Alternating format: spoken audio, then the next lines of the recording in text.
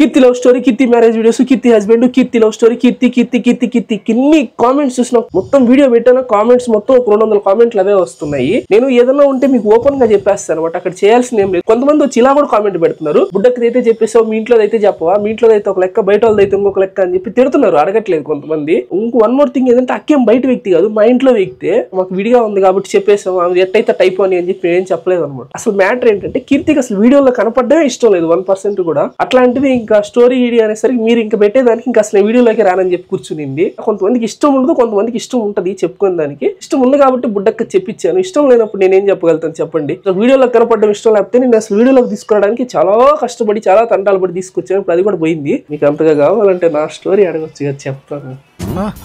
కొంచెం చెత్తగా ఉంటుంది, మా అమ్మకి కూడా తెలియదు. అదేం పెద్ద గొప్ప స్టోరీ కూడా ఏం కాదు. కావాలంటే కామెంట్ చేయండి. అది కథ దేవర కథ ఉన్నట్టు ఉంటుంది. కావాలా కామెంట్ చేయండి, చెప్తా.